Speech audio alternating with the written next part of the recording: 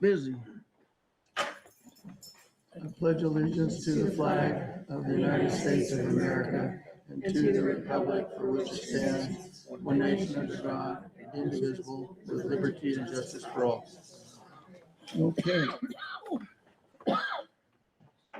First things first, we need to adopt tonight's agenda for the budget hearing. Is there such a motion? I'll make a motion to adopt tonight's budget agenda. All right, is there a second? Okay. Any, I'm sorry? Kevin seconded it? Okay. Any problems with it or questions or additions? It's a budget hearing, so. Okay, not hearing any. All those in favor of adopting the budget hearing agenda, say aye. Aye. Aye. All right, it's adopted. Now we have a moment for public comments and questions if they pertain to the budget. Are there any public comments or questions pertaining to the budget? Okay, not hearing any. We'll move on to unfinished business. We need to adopt the school budget for the year 2026 to 2027. First things, is there a motion to approve the budget resolution 16-25/26? I'll make a motion to approve budget resolution 1625-2526. All right. I'll second. Great. All right. Any discussion about it? We had, of course, the workshop last week. If any questions come up after your perusal of more detail. If not, all those in favor of approving budget resolution 16-2526, say aye. Aye. Aye. Any opposed, say no. Nope. Okay. Now, we do need to review the 26-27 material supplies and operating cost, MSOC. I just wanted to say that after our discussion and lengthy workshop regarding the budget, we did go back and review enrollment numbers, and we tweaked those so that we feel like they're more in alignment with what will happen in our online program. And so we originally proposed an $81 million budget, and if you review the F-195, the budget at a glance, it's a $77 million budget. And so that's the big change in expenditures or money coming in and expenditures going out. We still plan to transfer the local timber dollars from our debt service fund and local revenue timber dollars in the general fund to meet our deficit for the fields due to inflation, and everything else is pretty much the same. But we're open for questions, and I have my team here if you need to ask any specific questions. Well, I just had one that I mentioned to Diana earlier. I noticed that the running start projection for this year was up to 111 students. And what do we have in our high school? 250 max? That number would include Insight also. Oh, okay. That's not quite as, Yeah. I was gonna say that's about 2/3 of the senior or of the high school. Well, and the budgeted number, right, for the high school, let me see, is at 213, and that does not include the running start. I think the running start, what are we at now, Brenda? 50? Yeah, from the junior and senior class. All right. Any other questions or concerns about the material supplies operating costs? All right, well, if there are no further topics or issues, the budget hearing is hereby adjourned. Wait, Nope, we wait, need to talk about MSOC. I did. Oh, did you?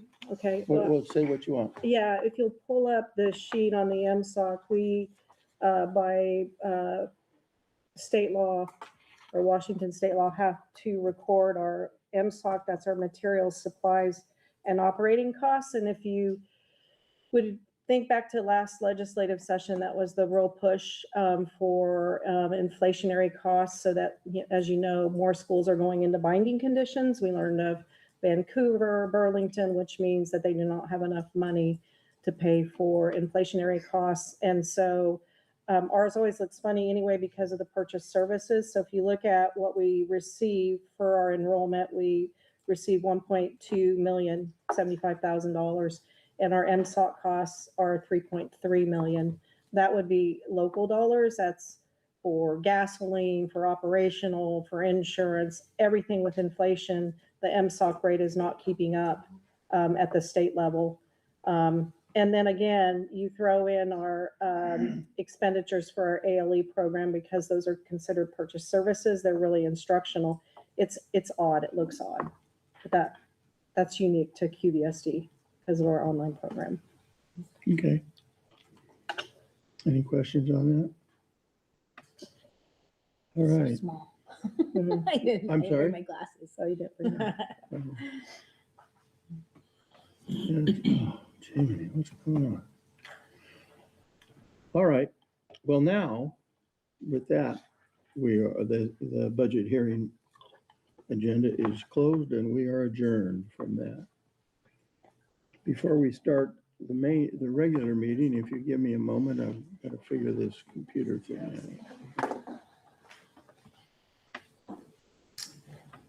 There we go. That's what I'm looking for. Did that quick.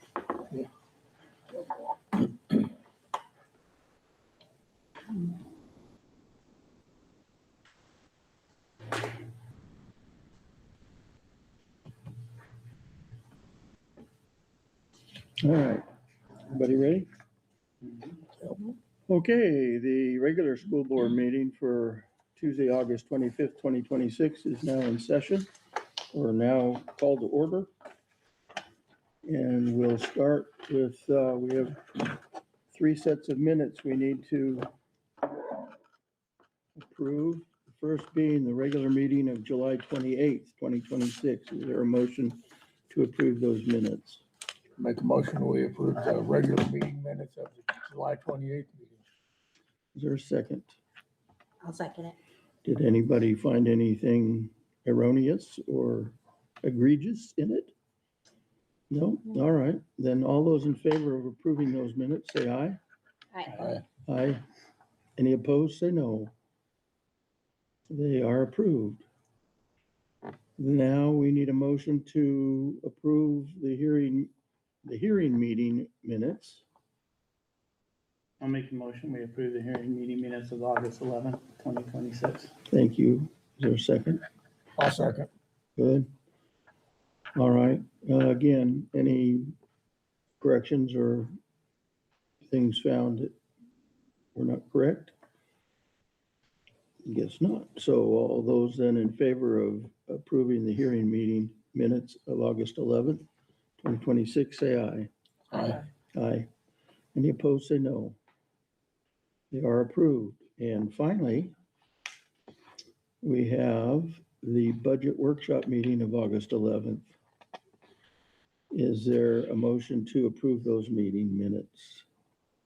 I'll make a motion to approve the budget workshop meeting minutes of August 11th. Second? I'll second. Thank you, Kevin. Shannon? All right. Everything look okay on those? If so, not hearing anything to the contrary, all those in favor say aye. Aye. Aye. Any opposed, say no. They are approved. All right. Next, we have adopt our agenda for tonight's regular meeting. I'll make a motion, we adopt tonight's agenda. Thank you, Ron. Is there a second? I'll second. Any changes to the agenda that need to be noted?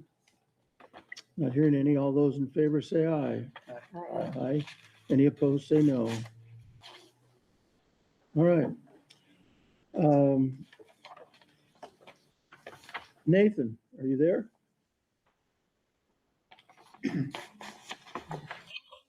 Anybody in the ether world with comments or questions? Okay, thank you. Now we'll Remember, everyone, there's 3 minutes. We've got a podium for you to stand by. Hopefully that makes people comfortable. And I have some names here. So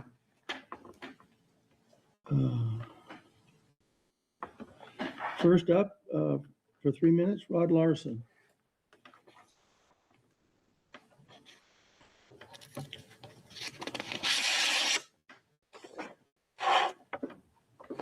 Good evening. Here we are again. I suppose you're tired of hearing me.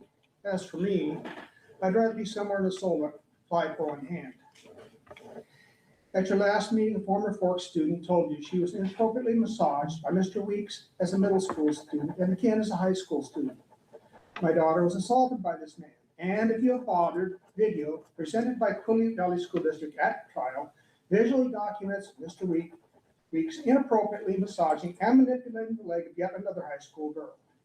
Actions that Superintendent Rayom testified at trial were permissible under policy guidelines as long as, quote, they were for educational purposes, unquote. At trial, yet another former Forks High School girl testified to sexually degrading comments made to her by Mr. Weeks. Comments made under the guise of being for educational purposes as they were couched to address running form, but crudely commented on her anatomy. Staff and their spouses engaging in sex with students, students bullying and assaulting other students, sexually and racially harassing others. Staff engaged in repeated harassment, in some cases over a period of years. Staff failing to intervene as verbal harassment escalated to assault while traveling on a team bus. What we see here is a long history of repeated attacks on personal space, verbally and physically. Superintendent Rayom testified at trial that laws, policies, and procedures exist to address and prevent these behaviors. She further testified that all district staff are required to read these and trained to apply these expectations and strictures as they perform their duties. An objective review of the record suggests a number of weaknesses in this assertion. 1, laws, policies, and procedures are incomplete. Mind you, the district produced 2 large 3-ring binders at trial to convince the jury all possible bases were covered. 2, training is ineffective. 3, administrative oversight is ineffective. 4, consequences are ineffective. 5, a combination of the above. 6, these things are random, unpredictable, and beyond the ability of the institution, the laws of government, and the administrators to control. There's a commonality amongst the weaknesses identified. Training, administrative oversight, and consequences are in the purview of the superintendent and assistant superintendent. I would suggest the record indicates unsatisfactory performance in this critical area of responsibility. I would further suggest this failure to meet expectations to be considered cause for termination. Thank you. Thank you. Gabriella Damron.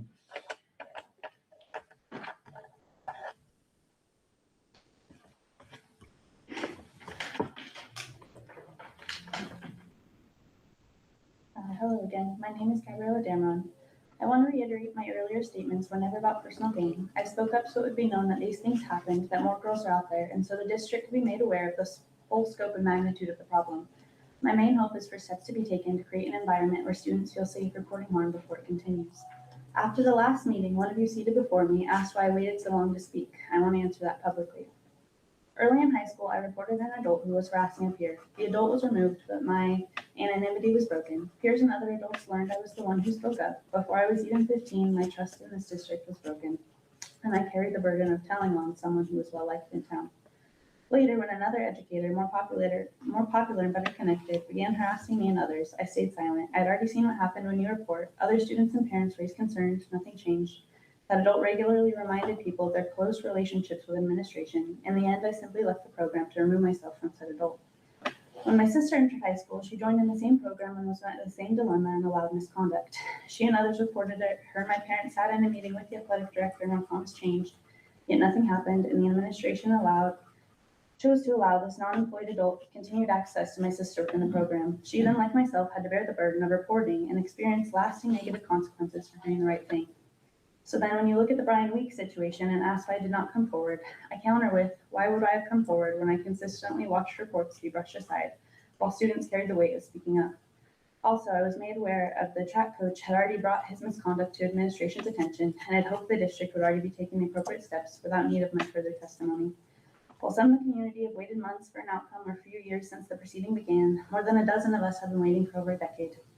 In this situation and all past I knew of, I did not feel I could come forward about anything as I did not feel change would take place or that the district members would hold my confidence, as I knew private relationships and friendships often take precedent over truth and policy.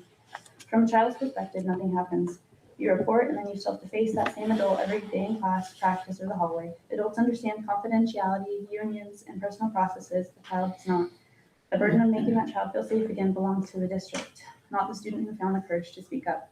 The problem is not only the adults who cross boundaries, it is also those who enable them by failing to hold them accountable. That is the response I'm asking from this board. I understand you cannot discuss individual cases or union negotiations. What you can do is work with us publicly to improve reporting practices and show concretely how you protect the students who come forward. It takes integrity to look someone you've known for years in the face and call them an abuser and hold them accountable despite any pushback. When you're responsible for your children's safety and well-being, that must be your first priority. If any of you find yourselves unable to do so or have not done so in the past, I ask you please recuse yourself and make room for someone who will put student safety first. We believe you are capable of real change. That's all we're asking to see. Thank you. Appreciate those comments. Okay, Shannon Gadesky on behalf of Anonymous. I have a comment from another parent to read to y'all. Good evening, board members. I am here as a parent concerned about student safety and the integrity of our reporting systems. Public records and recent court proceedings in the Larson matter have raised serious questions about conflicts of interest in how Quileute Valley School District handles reports of boundary invasions and potential Title IX issues. Kyle Weekly currently serves simultaneously as Assistant Superintendent, Athletic Director, and Title IX Coordinator. That combination places the same individual in roles that must protect students and roles that manage staff and institutional risk. Title IX and Washington state law, specifically Chapter 392-190 WAC and related RCWs, require a Title IX coordinator who can act independently without conflicting loyalties to ensure prompt, equitable, student-centered responses.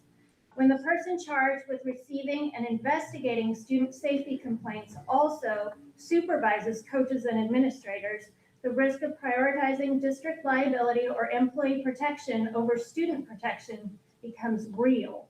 Sworn testimony and public reporting from the Larson case illustrate statements and responses that appeared more focused on shielding adults from false accusations than on safeguarding student boundaries. Separate OCR complaint allegations describe dismissive handling of a reported student assault.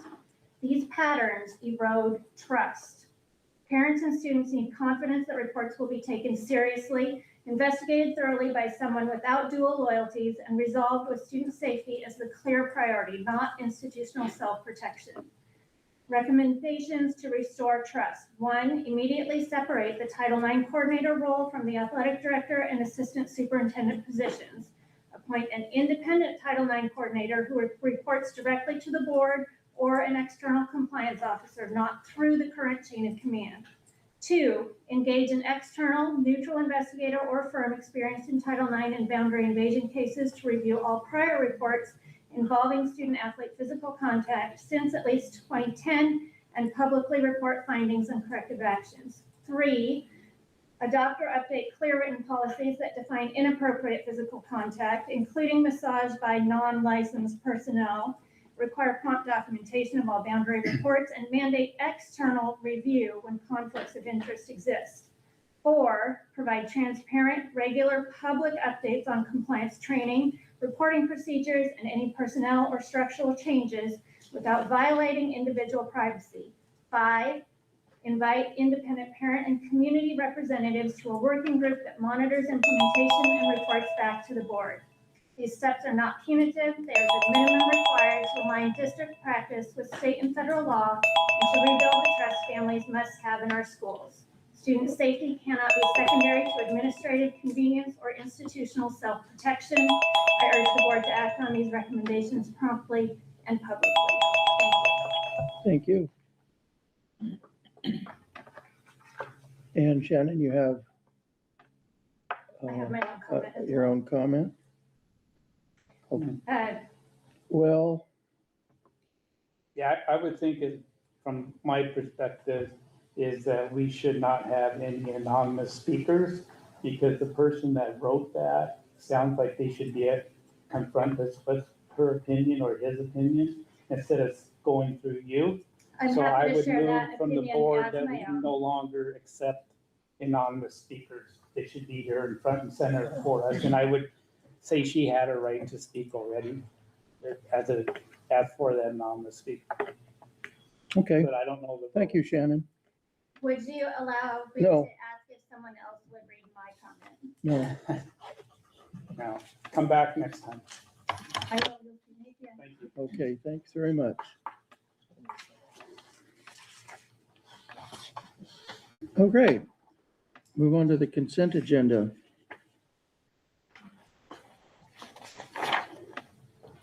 Is there a motion to adopt tonight's consent agenda? I'll make a motion to adopt tonight's consent agenda. I'll second it. All right, any questions about it?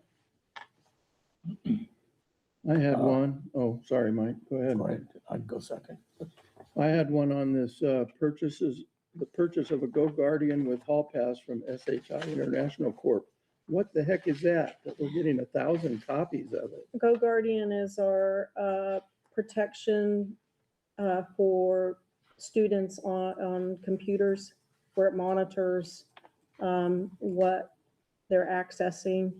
We have certain websites blocked, so you could, our building principals could daily, and they do daily, if there's an issue, pull up a report and it would say, student so-and-so tried to access these websites that are not permitted.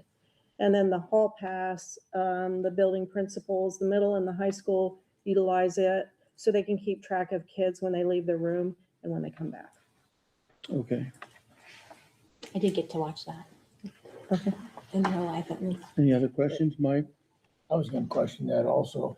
One of the teachers is going on administrative leave. We've got somebody to cover that. We're in the process of, anytime we have administrative leave, we put a permanent sub in, yeah.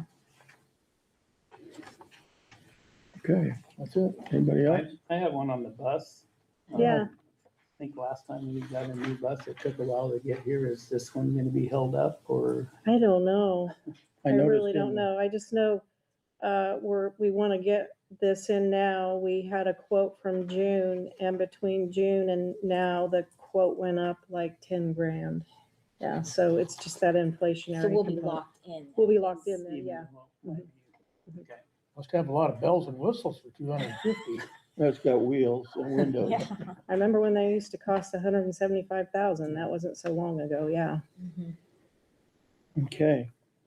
Well, if there are no other questions, all those in favor of the consent agenda tonight, say aye. I, Any opposed, say no.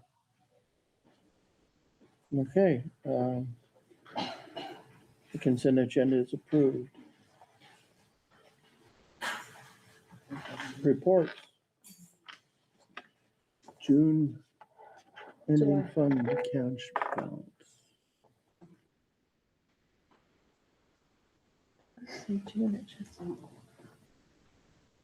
You might see them on So our, this is our largest apportionment, 12.5%. So we saw 757,000 as a net for the month of July.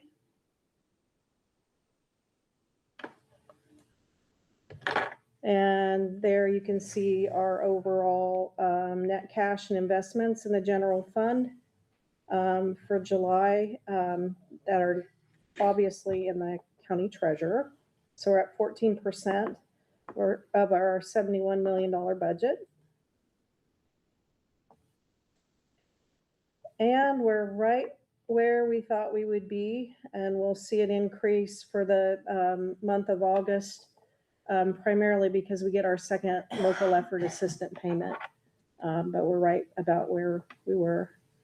And then we met our minimum fund balance at 5%, and our undesignated unreserved fund for the month of July is 14% at 5.8 million. If you go into the actual budget, again, this is our monthly budget that we're required to do by law. Just a couple of things that I know interest you, and that is we received more timber dollars in our debt service fund. And actually, I think for the year, we're gonna see almost double of what we had anticipated. We're currently more than double. We budgeted 120,000 and we're currently at $277,000. Good news. Yep, good news. Okay.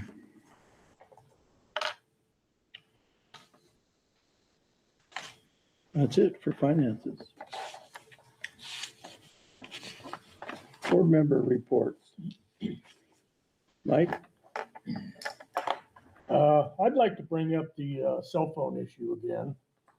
And we might have to look into just buying the sleeves or whatever, and put them in the morning and pick them up in the afternoon. So I've just heard that there are students that are playing on their phones in class. And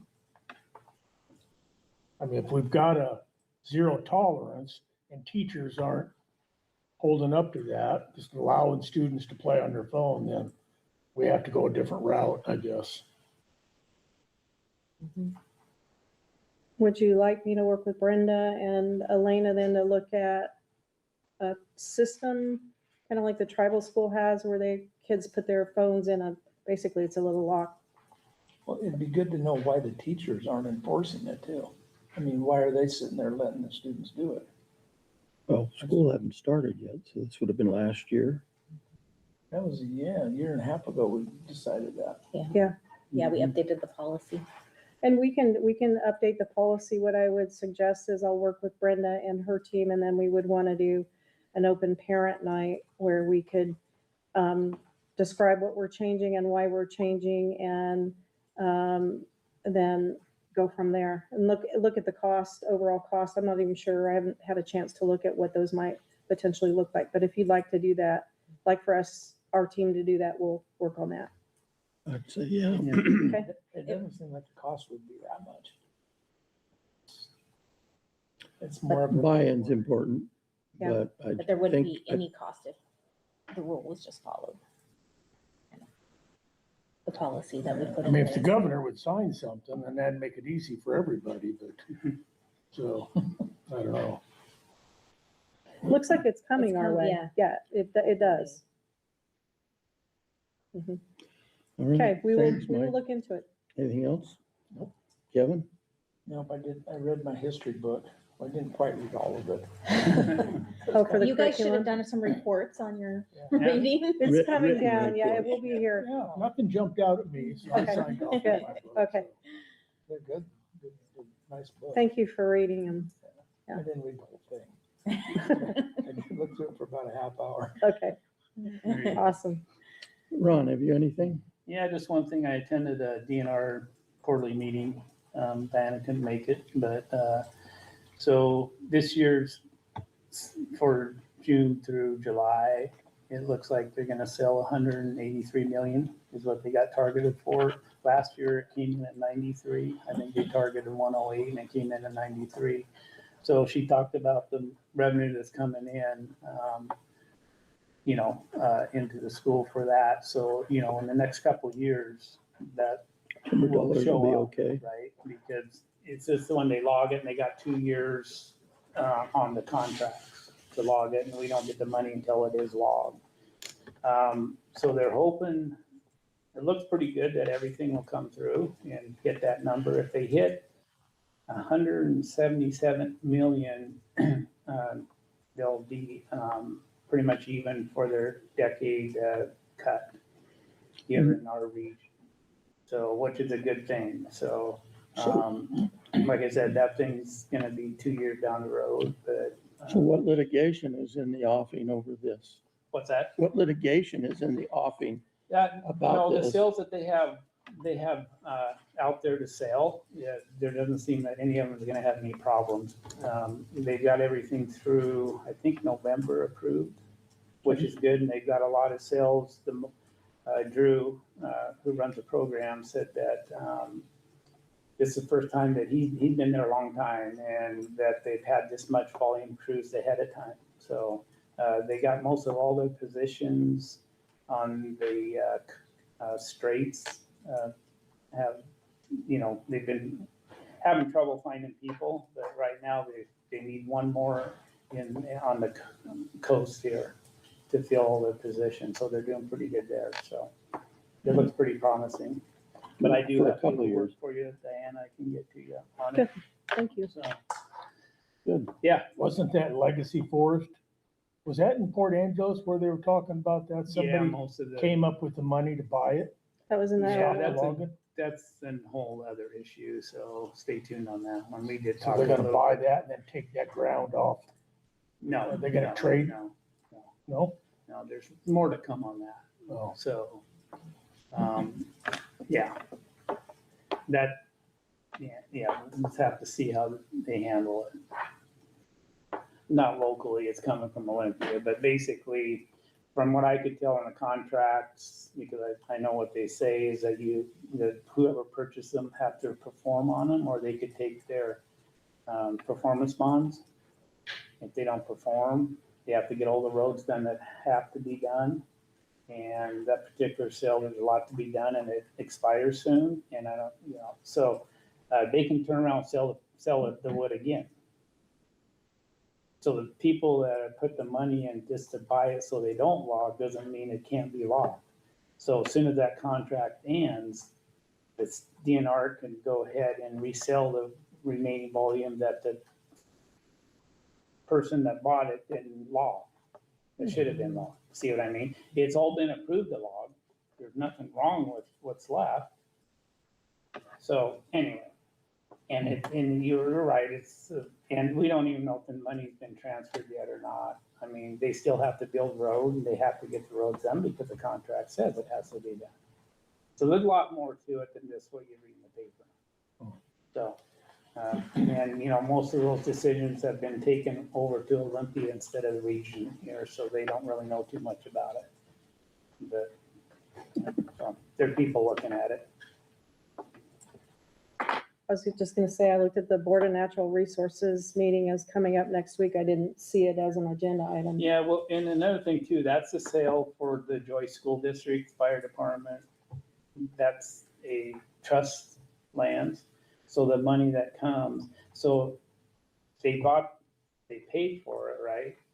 So who's gonna pay the school? No one. So they're out that money for the school and the fire department and the Joyce School District, so. There's a lot of things that, this could be interesting. So Sounds stay like tuned court to on me. Mhm. Okay, thanks, Ron. Yep. Shannon, Just it's exciting. See all fall sports getting started. The kids are here. The football, soccer, cheerleading, volleyball, next week. football, jamboree is what, this weekend? And, It passed. yeah. Where was that? Port Angeles? Aberdeen? Aberdeen, I think. Yes, yeah, jamboree. So Hmm. fall's in the air. Good. How'd we look? If you would like to come to our lunch tomorrow, it's our all annual kickoff day tomorrow. So come into the cafeteria around noon for some food and so you can mingle with staff. You're not there by 11:30, there's no food. Because you got it all. No. Bill, I'm gonna tag on to what Shannon said, just the football part. So in our youth league program has changed. I don't know if people know about that, but Nope. historically went in and played in Port Angeles and Sequim and Port Townsend. Because of and probably Kyle can answer more of this, for the middle school program, we needed more kids in that program. So our kids now, our little kids are going down to Aberdeen, Hoquiam, Montesano, and a few other places, I guess. So at this year, it's the first year, but there are 5 home games and 3 away games this year. For, We'll have different teams coming up and playing in Forks for the Little League. for Little League, For the usually, new league. the A, B, and C teams. So there'll be 5 home games this year and 3 away. It's a lot more travel, but so next year they'll probably get 3 home games and 5 away, you know how Of that works. course. Mhm. But, I mean, they're in the Little League, so if people want to come out and watch them, you know, you'll see some different people besides going to Port Angeles. And Kyle, do you want to talk a little bit about why that happened, just so people know? Yeah, so, for years, our middle school league was with Swim, Port Angeles, Forks, Fort Townsend, Jimmico. And so you had smaller communities playing with bigger communities. And so it was always hard for the smaller communities, Forks, Jimmico, to build as many players to compete with Swim in Port Angeles. And so, one of the things we need is to capture our 7th graders. And so, kind of historically, sometimes we compete with the league to capture 7th graders, sometimes we don't, depending on who's in charge of each league. And so this last year, we had a very small junior high team, because 7th graders were most of them playing down in the Little League. And so I think at both Little League levels, they decided to join a different league where it was only through 6th grade, which would then allow our 7th graders to play at the middle school level. At the same time, in Port Angeles and Swim, their Little League decided to move over into the Kitsap area, which their Little League in Kitsap allows 7th and 8th graders to play. So what we have this year is Swim doesn't have a team, and so it's Forks and PA. So our junior high will play in 4 times. So, Oh, good, I get to know them. Yeah, Yeah, so, it's kind of sad. yeah, But anyways. Times change. so anyway, let's Okay, come out and watch new kids. yeah, Bill, I got one more. go ahead. On going back to the phone thing, we do need to find out why the teachers can't enforce the policy. You know, I mean, it's important. If we make a policy and they go, I'm not gonna Yeah. enforce it, what's the point in making policies? Okay. So, I mean, they should be able to. Yeah. I don't know, consequences Mhm. on both levels. Mhm. So anyway, I just wanted to throw that back out. All righty, I have something I'd like to present with the board's approval. I'm going to read an official statement concerning the Larson versus QVSD case. So if you'll bear with me. 2 years ago, an employee of the district alleged a coworker created a hostile work environment and filed a lawsuit.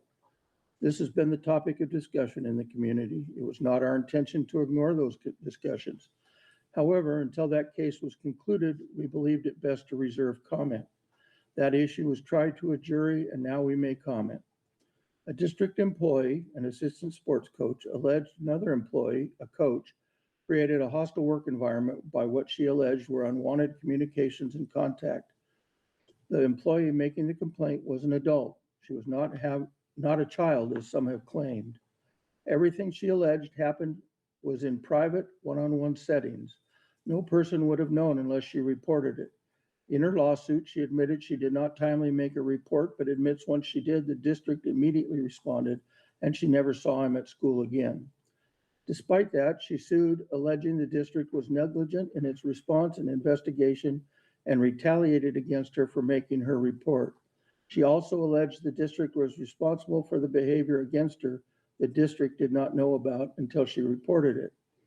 A federal jury unanimously found the district did not negligently respond to or investigate her complaint. That jury also unanimously found the district did not retaliate against her. The jury completely exonerated the district on those claims. However, the jury found the district was legally responsible for the behavior the employee alleged happened between her and the coach. Behavior between them, she admitted, was always in private. The district was not aware of until she reported it.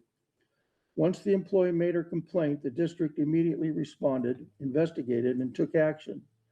However, the employee making the complaint would not meet with the independent investigator hired to investigate the complaint. Arguably, that was her right.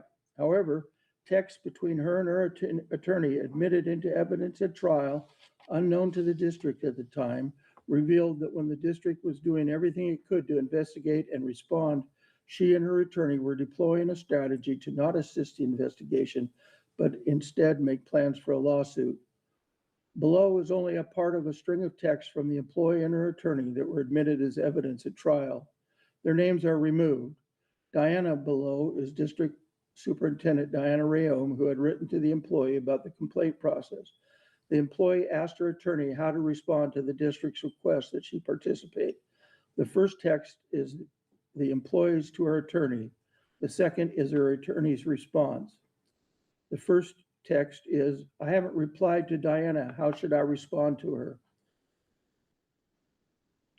The response from the lawyer was, I will check the email tonight. We're deploying a strategy of making them go into panic mode, RN. It's their turn to sweat. Response to the lawyer, gotcha, I will work on getting those ready. I didn't think about that, but that is great. Despite repeated requests, the employee would not meet with the investigator. This district takes all complaints seriously and investigates them with outside, independent, and trained investigators. We understand some may not agree with the outcome of every investigation. However, the nature of an independent investigation is to reach a decision independently, without bias or influence, and without regard to what we or others in the community may want or think the outcome should be. The jury found the coach created a hostile work environment by his one-on-one private conduct toward the employee. The district takes that seriously. The district is grateful for the jury's consideration and work. If the employee made a report earlier, the district would have responded then. The district responded immediately when it was reported, and the employee admitted once she did report, she never saw him at work again. There has been discussion in the community about the facts of that complaint and trial. Not all of it is accurate. The trial lasted a week and a half. There are too many issues to address in any statement, and it would be counterproductive to try to respond point by point. However, to address the complaint and case in general, it is relevant that at trial, the employee, through her attorneys, told the jury what happened, entitled her to $30 million in damage, and asked the jury to award her that.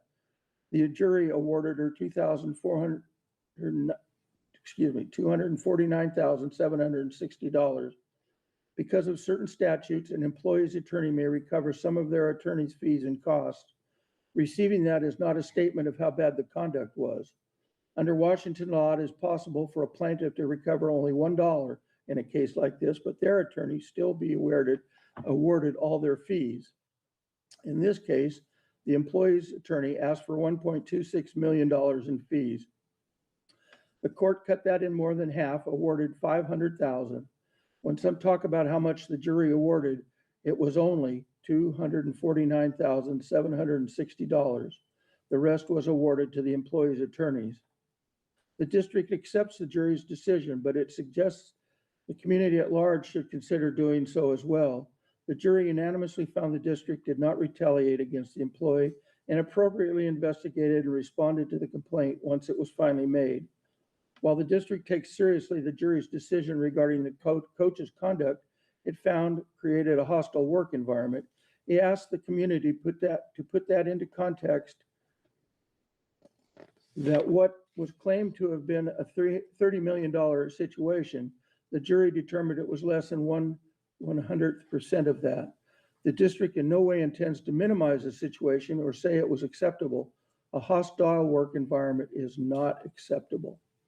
However, the district asked the community to give consideration to the entirety of the situation and what has been said by some to have happened versus what the jury found did and did not happen. They are not the same thing. The district has strong policies and procedures, and this jury determined the district was not negligent in its use and administration of them as to this complaint. While the district regrets what the jury determined the coach employee did in his private one-on-one interactions with the employee, the jury's determination on the employee's allegations the district negligently responded and retaliated against the employee are clear. The jury found in favor of the district and against the employee. There is currently an ongoing personnel matter related to this situation that the district cannot discussed publicly. Under Washington state law, employees have due process rights, and a district must complete a fair investigation before imposing discipline or taking other employment action. We understand this may be frustrating for community members who want additional information. However, the district has a legal and ethical responsibility to protect all student and employee confidentiality and comply with laws governing personnel matters. Public interest does not allow us to eliminate those obligations. Our focus remains on our students, staff, and families. We appreciate the community's patience and understanding as we respect both the jury's decision and the legal obligations that limit what we can discuss publicly. We remain committed to doing our part to ensure that our schools are safe, respectful places for everyone.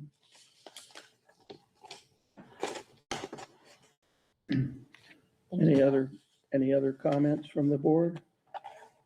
No. Okay, if not, we'll move on to unfinished business. Oh, we got Myron. Pardon me? Inside? Myron and. Oh, yeah, Terry. Myron, you there on who? We forgot about him. Sorry, Myron, So quiet. maybe he didn't come tonight. He's in there. He might be on summer break still. No, he's there. You see him up there in the corner, gotta get him bigger. Myron, are you there?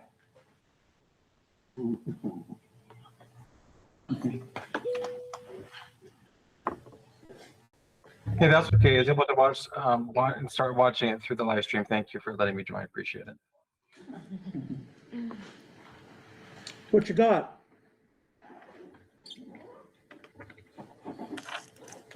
Can you hear us? I don't think he can hear us. No, I heard you. I wasn't too sure if you wanted us to, where are we at on the agenda? Did you want us to address anything with Insight Washington this time, or? Do you have any report? It's your report. Any Oh, is it my report? report? I didn't know where we were in the agenda. I apologize. That's okay, no problem. That's okay. I was a little bit, kind of getting caught up a little bit. So right now we're still enrolling for next year. Obviously, we're still approving students. We approved about 670 kids today. A lot of them are new students, and so we continue to approve students. One of it, as I think Diana may have shared with you, we're working with OSPI to try to modify the choice transfer process, because that is a massive barrier for our returning families. And so that's what we're doing right now, is we're trying to chase choice transfers, for lack of a better term, from the resident districts. And so we have teachers calling, we have staff calling, I have emails going out, trying to help these families complete this process. And what's really frustrating is a lot of times the families will say, I've already done it. Like, yeah, you did that for last year. You get to do it again every year. And so, but we're getting through it, and we're trying to get all of our kids approved so they can start successfully on the first day of school. Otherwise, they have to be withdrawn, and then we have to reinstate them once that choice transfer comes in, and I'll have them enrolled until that transfer document. Hey, Myron? Mhm. Hey, Myron, is Yeah. that process kind of cumbersome and tedious, or? Yes. Yeah, it is pretty cumbersome. So what has to happen, just so you kind of know from a parent perspective what it looks like, the parent has to, most school districts utilize the state's platform, but the parents have to go into the state's platform, send the request to the resident district. So let's say I'm going to enroll one of my children, which I've done before. I have to send the request to Puyallup School District. Puyallup, it sits in Puyallup School District's queue until Puyallup School District approves it, and then it comes to Cool Youth. Oh, And geez. so what's really frustrating is the parents say I've done it, but often the choice transfer is stuck at the district, and we can't do anything until the district sends it to us. I was gonna say, we could change that. Yeah, so it's a little bit, it can be a little frustrating for families. And so we've spent a lot of time calling districts saying, hey, I think this family's choice transfer is sitting in your queue. Oh, it is. Let me go send it through for you. Okay, great, thank you. So, yeah. You do that a few hundred times, I guess it gets kind of old. It's a big process. And so Diana and I and the some other online schools have kind of met. We're kind of trying to propose some potential changes to the way OSPI does this to make it a little bit easier for the returning families to go through this process. Okay. Great. What day do you guys start, Myron? We start the first. The first as well. Yep, 9/1, just like you. I think we're on the same calendar for the most part. So yeah, and our teachers are on board. We've got our teachers in training for the last couple of weeks. So we continue to bring them on board and train. We don't have a lot of system changes this year, platform changes. And so right now it's just kind of making sure they're aware of what we're doing and kind of what we're doing, trying to help student learning and improve student outcomes for next year. Well, that's good. Do you guys have any vacancies? No, I don't have any vacancies right now. Okay, You looking? good. Are you looking? No. Well, that is good. Do you have a lot of new teachers? We had quite a few new staff. We had some resignations, and then we brought on some additional staff to support enrollment. So yeah, so we have some new staff, and it's a huge lift to get them onboarded and trained how to use our platforms and systems and deal with our compliances. But we have a really strong onboarding team to help with that. So How long you been doing that, the onboarding this year? When do you start that? we saw our onboarding. We have the new teachers come in about 2 days before the returning teachers, so we had a little bit more time to get them into platforms, to get their laptops up and running, and get them oriented to all of the platforms and systems, and try to get them started there. Because there's a lot of HR onboarding you have to do, obviously, as well, just like any other building, any other school, right? And then they start attending all of our sessions. Then we have new teacher sessions specifically to them to help them learn and grow on their specific pieces. So, Good. all right. Thank you. You bet. Thank you.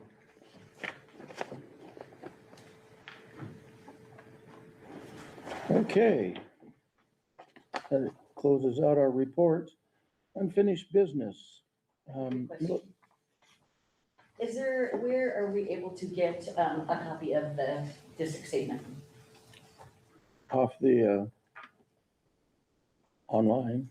Is it on there now or? Well, it's on the recording. It'll be on That's the not what I recording. mean. I wanted it in print. I don't want to listen to it again. You can do a public records request. Okay. Thank you. Okay. Forks Middle School Replacement Bond Project, Jay. We have Forks, the educational specifications, followed by the outstanding items for D5 submittal. Go for it. Awesome. So if you recall, quite a while before summer break, talking about the D form process with OSPI. That's basically the process that we have to go through to be able to get the state funding. We have submitted the D1, which was the grant application for the study and survey that's already occurred. The D3 is for basically letting them know that we are going to be doing this project. And then right now we're working toward the D5. I'm only utilizing odd numbers because we submit odd numbers and they respond with an even number. So the D4 is basically an approval of your D3, and D6 would be approval of this D5. So first item that I'd like to discuss as part of that D form process is the education specifications. Sent that program out, and Hazel, I don't know if you're going to share screen. Yeah. If you can, please. So really, education specifications is a fancy word for the program. It's essentially the grocery list of items that the school district would like in their school. With the first school at any building grade level, it's usually pretty flexible in the first school. Of course, you guys only have one elementary, one middle, one high school, so you can't really take advantage of utilizing a previously done education specification for a second middle school in that regard. So I do have a statement or a little paragraph that I highlighted in blue on page 3. Hazel, please, one more. And a little bit down on the bottom right, perfect. So I'll just read a lot of these educational specifications represent an estimate of space requirements based upon an analysis of projected student enrollment, classroom utilization, functional activities, and furniture and equipment needs. The net area of each space is based upon other Western Washington middle schools of similar student enrollment. The space allocation is not meant to be the definitive plan for each space, but serves as a means of quantifying the space requirements. Most staff members have not had the opportunity to review and provide feedback on the space allocation plan, and such feedback will be welcomed following a successful capital bond measure approval. This will be accomplished during the validation phase, which will preclude schematic design. So that's basically all to say. I understand most teachers have not had input. Right, a couple of you were a part of that community advisory committee meeting. We only had a little over a dozen people in that. It was very good, very productive. It was very good in terms of high level. That got me what I needed for the education specifications, but that is not to say that these are concrete set in stone. When we're talking to staff, if I have something, an assumption for what other Western Washington middle schools have done for, let's say, their SPED program, that does not mean that is what is right for a QVSD middle school SPED program. So it's just a little bit of a disclaimer, if you will, kind of put some people's minds at ease. And then if you skip to the end, I think this might be more of an interesting section for you all to read, and it's really just a space by space, how many of each room I'm accounting for, the area of that room and the total area. So as an example, for the reception waiting area, you'd only need one of those, and that'd be 160 square feet for a total of 160 square feet. General classrooms, fifth grade, looking at 4 at 900 square feet each, or 3,600 total. These are all broken out by kind of activity level. So it goes from the administration area to staff support, which includes the workroom, the staff lounge, and then a satellite staff workroom. If we go with our proposed 2-story model, I would suggest a satellite one, basically a smaller workroom on the second floor. It saves teachers a lot of time from having to go downstairs and make copies or. But there's an elevator. What's that? There's an elevator. That's right, there's an elevator. Their 5-minute passing period. Well, I don't know, what is the passing period there out of curiosity? 3. 3? Elena, what's your pass? 3 minutes because it is, yes. Yeah, you guys hand out track shoes? You gotta stay in your lane. Yeah, apparently. You You get don't want them put in getting the their phones conveyor out. belts like at the airport, make you Yeah. walk a little faster. So activities, and that is basically like the gym, the commons, the mat room. That's something that's specifically requested here at Forks Middle School. Locker rooms, student store, athletic storage. It also includes kitchen and servery, music classroom. All of those would kind of be contained within the same area, the activity wing, if you will. As previously mentioned, SPED classrooms. There's also specialty classrooms such as art, CTE, things like that.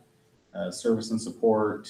And then you see at the toward the bottom, we have total net building area of all of these spaces, just under 56,000. Those are net spaces, basically meaning not accounting for circulation hallways or wall thicknesses. That eats up an additional about 25%, or another 14,000 square feet of kind of essentially like non-instruction space, if you will. So you're looking at around 70,000 square foot building. So again, this is all more just for right sizing where the school lands on the site, which we've looked at previously, and how much parking we have on the site. I noted the playground specifically for this middle school because there are 5th graders there currently, so providing the playground as they have currently. And so customizing it to as much as my ability currently, but knowing that this will be an evolving document. And then, like I said, unfortunately, at the end of the project, it would be a really, really solid middle school education specification that you wouldn't really be able to utilize on a second middle school, but that's just the nature of we only have one on each level. Jay, can I Yes. just add to that the committee, and there were employees and parents on the committee that really talked about the outside square footage for the play, the Mhm. cover play shed for basketball. Yep. Area for the playground, of course, for especially the 5th graders, although other kids do utilize that. Mhm. And then the play field for soccer, Soccer, yeah. where the kids said that was a Mhm. very important component. Yep. that really is gonna limit some of the specifications of how we build the building just because of the footprint of that area. Yeah, But that you was see- really important from the committee members almost unanimously. You see the far right column, all of those remarks are basically all of these little notes that I was making during those meetings. Mhm. And after, such as like in the mat room, Kyle informed me what size the mat room needs to be based on the size of two mats to be able to fit in that room. The covered play, as Diana just mentioned, should be 4,000 square feet, and that should have a full-size basketball court included, because that's heavily utilized currently, as I understand it. Similar comments have been made at the actual middle school gym, that there'll be a full-size court, and there'll actually be space for seating for spectators. It's pretty, the court itself, I actually think, is a decent size at the current middle school, but there's very little room to actually stand or sit and watch your son or daughter or niece or nephew, whoever it is. Great. Any questions, guys? To be refined after the bond. Yes. So that kind of takes me to my second portion of tonight. I assume with this being the first of the D5 deliverables, you all would be interested in what else is to be done. And so I've put together the list that I received from OSPI. Thank you very much, Hazel. Perfect. With my comments in blue. So number one, I actually believe is actually going to be a resolution here shortly after I'm done speaking, certifying that the site will not create or aggravate, racial imbalance.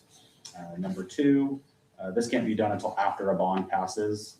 This is basically a letter certifying that the district has obtained capital funds for this project, and it should include the date of the passage of the bond or levy and type of capital funds available.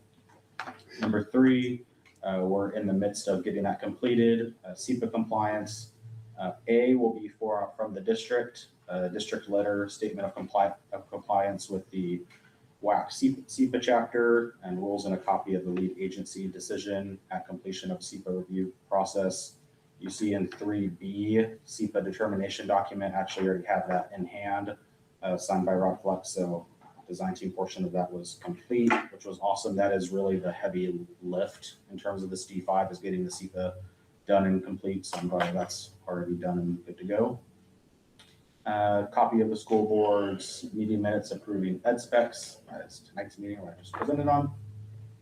5 is essentially can be the same letter as number 2. It's just saying that you will fund the project. Basically, you will fund the project and then OSPI reimburses based on their quote unquote state matching dollars. And again, I use the air quotes because it's not a dollar for dollar match. It's a very good state funding for Forks Middle School specifically, but it's not dollar for dollar. So state match is a little bit of a misnomer.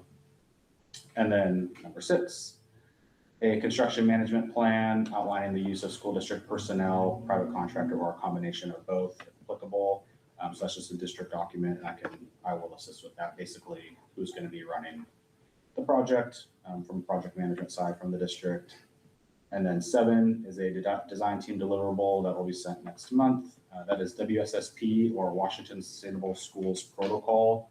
It's a scorecard. When you get state funding, they essentially want to make sure you're doing at least a minimum steps for sustainability. There are prerequisites, things that you have to do. And then there's a checklist of items that you can basically select what you want to go for to achieve the minimum number of points. And then you'll see number 8, I included it on there, though I purposefully graded out a little bit because it's not applicable to us. This is in regard to if we were doing a GCCM or design build deliverable. And I wanted to know, again, just to jog everybody's memory, 8B, it says letter of approval from CPARB to use GCCM or design build. That line is really the reason why we were unable to use an alternate delivery method and really needed to go for a hard bid, low bid, because everything is on a 1-year time clock. We wanted to capture the previous year's kindergarten enrollment to maximize our state funding. It was going to go from just under 22 million if we were to base it on October 2024's enrollment to just over 17 million if we were to base it on October 2025's enrollment. And so that's why we went in so early, and because we submitted our D3 form earlier, means that you have 1 year to submit your D5. And at the top of the page, you'll see that it's due December 9th, 2026. We basically got our D4 December 9th, 2025. And you cannot get CPARB approval until your bond passes. So essentially, our bond doesn't pass till early November. CPARB only meets every 3 to 4 months. There was zero chance to have a bond pass and CPARB get approval within that month timeframe. But as discussed previously, that $4 to $5 million boost in state funding was well worth utilizing a traditional delivery method versus an alternative. And that's the status. Oh, thank you, Hazel. There's examples of each one that, just so you're aware, and those examples are actually from OSPI on their website. Okay. Any questions for Jay? No? Thanks, Jay.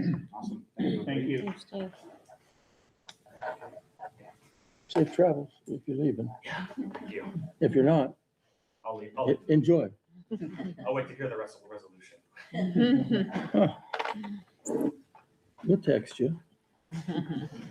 All right, so part C of that, number one, is a resolution number 18-2526, the certification of racial imbalance. Everybody got a chance to look at that. It just states that by building this school, we don't. And that really is a component for larger school districts that might end up redistricting kids to one building, Right. but we still have to comply with it. Sure. So is there a motion to resolve that or adopt that? I'll make a motion to adopt the resolution 18-2526 certification of racial imbalance. I'll second. Okay, any questions about it? Not hearing any. All those in favor say aye. Aye. Any opposed, say no.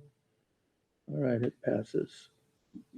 Next is resolution 19-2526, Forks Middle School educational specifications. Is there a motion? I'm sorry? Oh, did you want to do it? You want to do I'll it? make a motion that we adopt resolution 19-2526 Forks Middle School educational specifications. Okay, is there a second? I'll second. Great. Any questions about that? We've just talked about it quite some length. All right, all those in favor say aye. Aye. Aye. Any opposed, say no. It is resolved, resoluted. You got what you wanted. Thanks, everybody. Goodbye. Thank you, Jay. Safe trip. Okay, number Safe two. travels. Number two on unfinished business is the Spartan Gym Rose, resolution number 17-2526, an emergency declaration.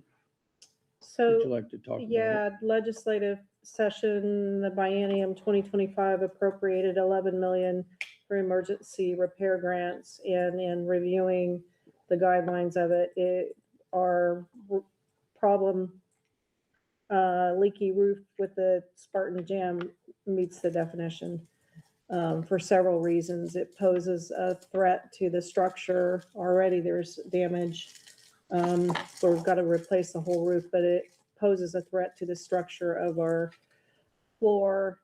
And as a result, there are times that we have to displace our students from PE health activities. Mhm. And so this is step one. You pass this resolution.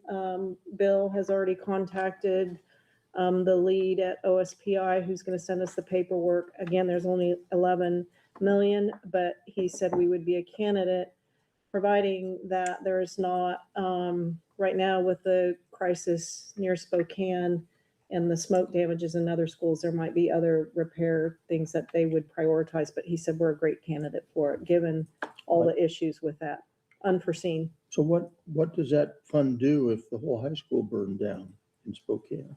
That would be an insurance component. It's more if there was slight damage or they had to upgrade controls or something, yeah. Okay. So Alright. we are asking for, well, we believe it will cost between 6 and 800,000, and we're asking for 700,000. And that basically gets a whole new roof That would be on the that whole roof. building. Yeah, and we're ready to go. So Okay, everything, including the vapor barrier that was omitted back in 2000. Finally get it. What? We'll finally get it. Yeah, we will. all right. Yeah, I'll make a motion for resolution number 17-2526, emergency declaration. Thank you, Ron. Second? I'll second. Good. All those in favor? Say aye. Aye. Aye. Any opposed? Say no. Okay. What's the time frame? Bill, do you know the time frame? We don't know.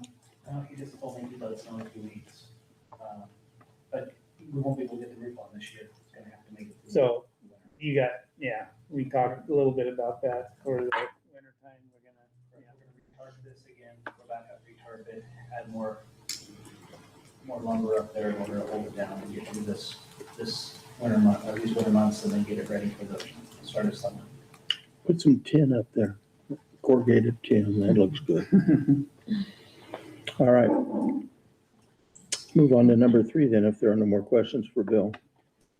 Curriculum adoption, Forks Middle School Social Studies, McGraw-Hill online access and textbooks. Motion to adopt that curriculum? I'll make a motion, we adopt curriculum adoption for the Forks Middle School Studies, the McGraw-Hill online access and textbooks. Okay, second. Thank you. All those in favor, say aye. Well, Aye. first, any opposed? No? Anybody have a question about it? Okay. Yeah, I read my book and I signed off on it. I like seeing them use books, not everything. Everything on the computer. And those are nice books. I mean, they're very well put together. Okay. That's done. Agreement between Cleveland Valley School District and Interwest Construction. This is big too.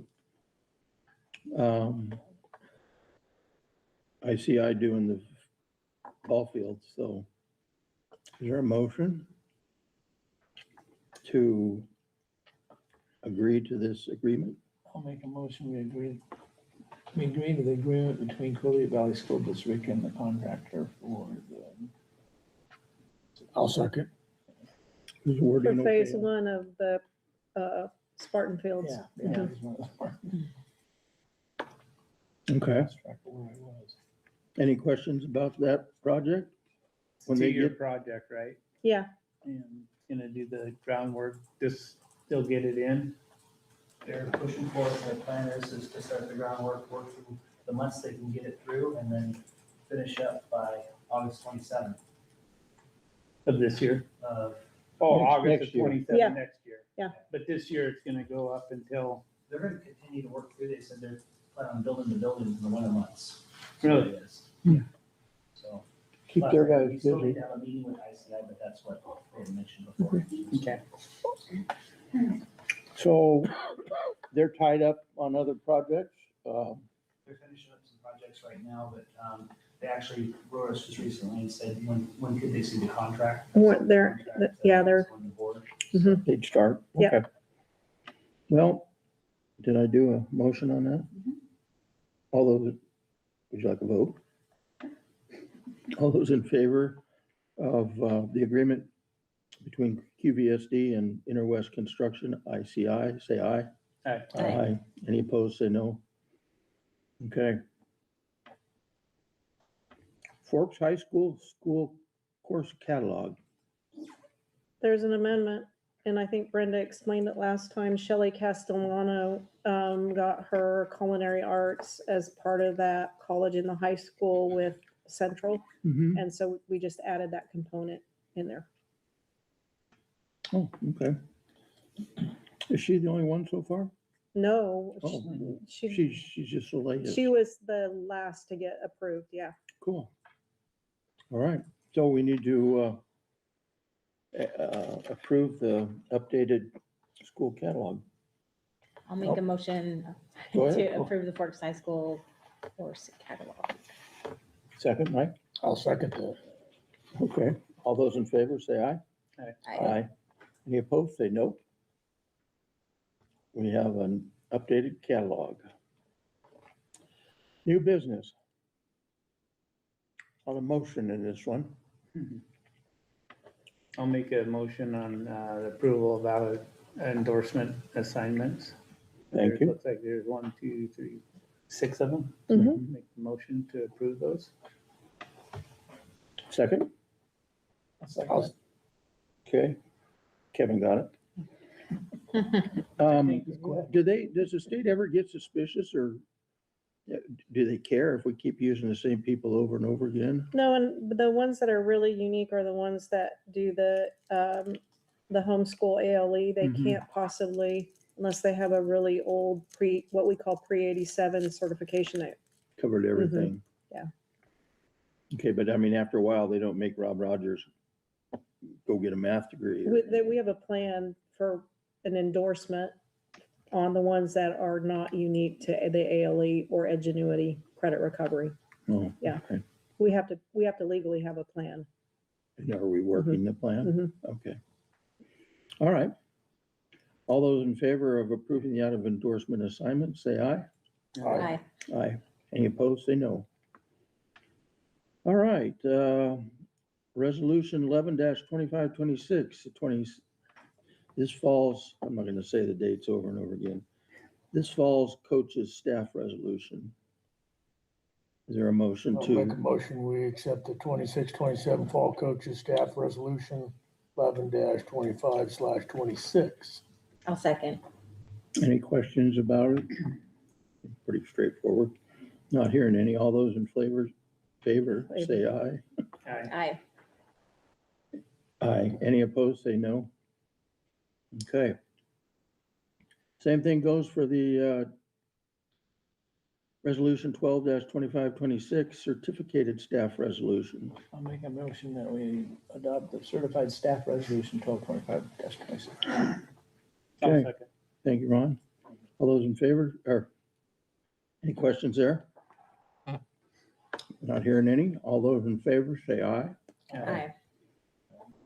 Aye. Any opposed, say no. Okay. Next one. I'll make a motion for the 2026-27 classified staff resolution 13-25-26. I'll second it. Same thing. Any questions, comments? Not hearing any. All those in favor, say aye. Aye. Any opposed, say no. But I just have a question about, so the certificated, we have to know by the 15th, no. We have to let them know by the 15th of May Mhm. that we have a position for them. Is that correct? Or they have to commit to a position on the 15th of May? No, that's part of the bargaining agreement, and we send out their confirmation of contract, and then they have to let us know, I mean, that legally they have to resign if they're gonna leave, but that gives us indication who's gonna leave. They either say, okay. we'll be here, we won't. Okay. Yeah. Gotcha. And that's usually done around May 15th. And I think our bargaining agreement says that they get a week to Okay. respond. Okay, resolution, the next one, number 5, unrepresented staff resolution. Is there a motion for resolution 14 the year? I'll make a motion for unrepresented staff resolution 14/25/26. Okay, somebody second? Yeah. Thanks, Kevin. Second. Okay, Sorry, Hazel. all those in favor say aye. Aye. Aye. Any opposed, say no. They are still unrepresented, but at least we're resolved. Okay. Same for number 6. Administrative staff resolution. I'll make a motion, we adopt resolution number 15/25/26 for. I'll second. All those in favor say aye. Aye. Aye. Any opposed, say no. Okay. Inside School of Washington Elementary School Student Handbook.